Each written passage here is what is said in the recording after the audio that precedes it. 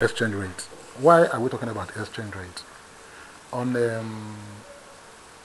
Monday or thereabout, I think I changed some money from dollars to naira. Here, what was the exchange rate? 703 naira to $1. 703. No. And I thought it was bad. But I think yesterday, so for do the change 730 now. 730. It's gone as bad as 730 naira to the dollar. And I began to ask myself, what would be the correct exchange rate when we say this is the right exchange rate? Because all I've been hearing is devalue the naira. Devalue. That's what we keep on hearing from IMF, the World Bank, that devalue the naira, devalue the naira. And what we were told then was, when you devalue the naira, your products in the international market will become more competitive, because it will become cheaper in the international market, and therefore more people will buy from you. And I began to think, I've been thinking, if that is the case, why does it keep on falling and falling? At what point will we say we have reached a fair exchange rate, that this is the correct exchange rate? At what point? And as I began to think, I discovered that at no point will it ever stop falling. It keeps rising. The naira will keep on falling. But they tell us it's because we don't have a productive economy. And I was asking myself, should we become very productive today? Would that reverse it? The answer is no, it won't reverse it. So, as I began to think, I discovered that there are 4 factors that influence exchange rates. 4 factors. 4 factors. Working together perfectly. If one of them falls out, your exchange rate will be in jeopardy. And when I go through these 4 factors, you will understand why we are where we are and where we are heading. Where we are heading. We are simply heading there. There's nothing you can do about it. Yes. Number 1 is the economy. We must have a productive economy. We must produce something. You must be productive. If you are just consuming and consuming and consuming and consuming, you are at the mercy of the producer. If you are consuming and consuming and consuming, it means you are just buying and buying and buying. You are at the mercy of the seller. And which is what one of the presidential candidates is also happening, that we want a productive economy, a productive economy, a productive economy. And I ask myself, if we become productive today, would that change the tide? The answer is no, it will not, because the production base is just the foundation upon which you are going to build every other thing. So, why will that not be enough? It will not be enough because it's like taking Rihanna and placing Rihanna against this man and say, when Rihanna is productive and he is productive, then their exchange value becomes the same thing. Can it ever be the same thing? No.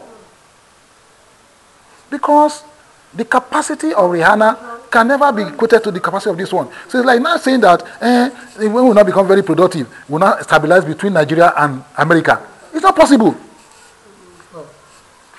If that is the yardstick alone we are using, when will we match them in productivity? When? Oh, you think it's by producing agricultural products that you are not adding value? But there's no value that you're even going to add anyway. Okay? That will make you competitive against America, against Britain, against France, against Germany, against China, against Japan, against South Korea, against Denmark, against Singapore. It's not just possible. But are we going to say, no, that is the first foundation.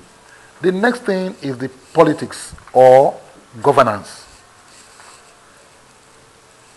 Even when we are not as productive, if we have good governance.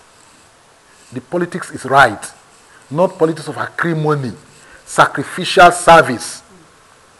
What happens? People will have confidence in our economy.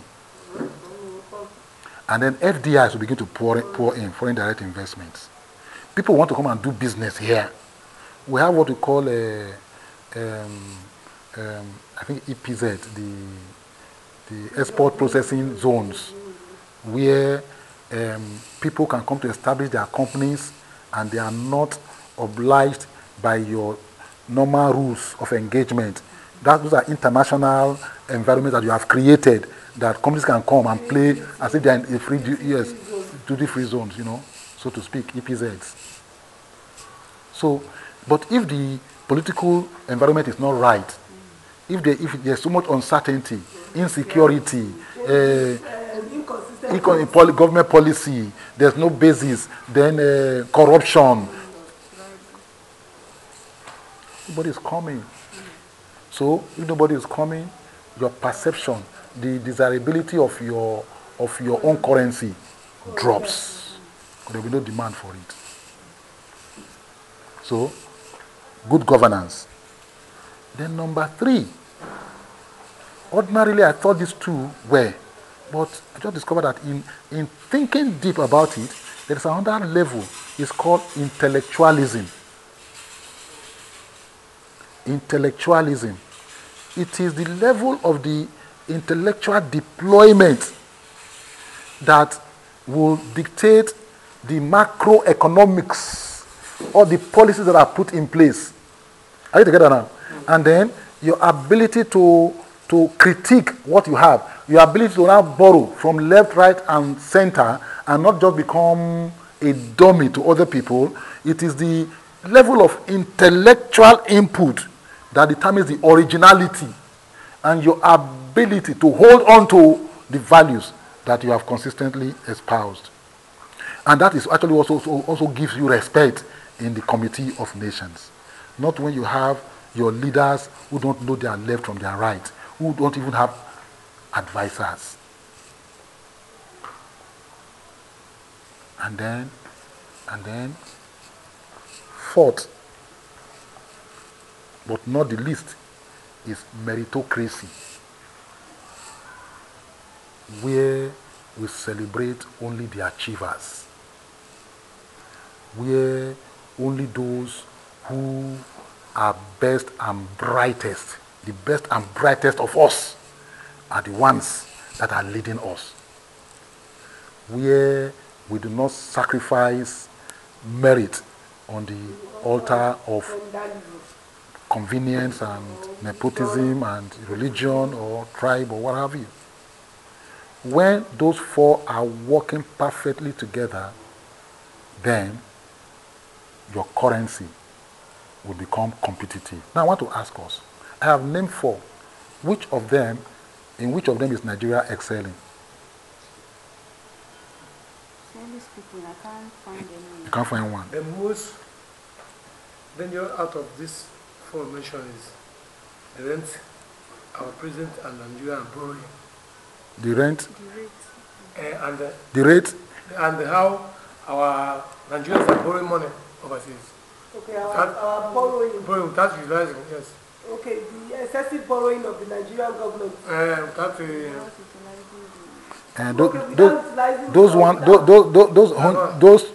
That one hinges on economy and governance. It's the bad governance.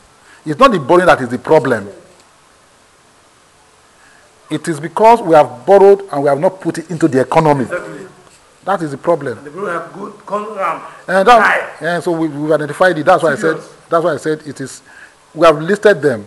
So the economy, because they are all linked together. With good governance, and we have taken away corruption. That's why we talked about corruption and all those things. If you've taken all those away, when we borrow, it goes into the economic base. Once it goes, not infrastructure, it goes into the economic base. The economic base, that's the problem we are having. We even think that infrastructure, now we are measuring performance of government by infrastructure. Didn't they build National Theatre? What became of it? Don't we have infrastructure in Lagos? Don't we have infrastructure in Abuja? To what is it? To what purpose is it for?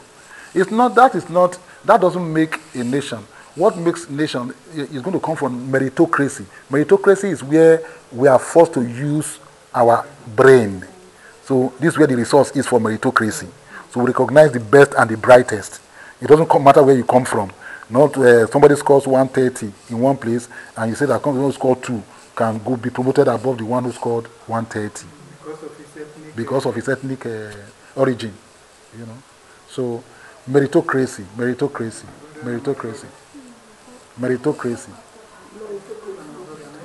These 4 factors must work in sync. We don't have, when they are working very well, we don't need to compete with any country anymore. We don't, because we'll have created an environment that attracts and that also promotes the best in us. When you create that kind of environment where, you see here now, for instance, where you know how many professors have run away from the country in the last 6-9 months? Because of this, I mean, because of this strike. In Kosovo yesterday, about 8 professors and 6 doctors have died, lecturers. Only in Kosovo, yesterday. So they just died because of hunger and other things. Yes, so they are committing suicides. In Calabar alone. So any nation that despises meritocracy, despises its intellectuals, I don't know that they are going to get it right. Not possible. Because the people that will have even brought the brain to do it, either we are killing them, or those ones they are running away. Exactly. The company have failed to. So therefore, when will the dollar stabilize? Do you see it stabilizing tomorrow? Where? Not in a hurry. When they borrow trillions of dollars, when we are talking about when China, very soon China is coming to take in charge of money. This thing. So 730 is still a very good one. It's good, yes. Instead of $1 to 1,000 is good. Wow. 1,000 is good. Okay, without this, I said there's no bottom to it. with this thing that we discussed, no, Yes. this one is in place.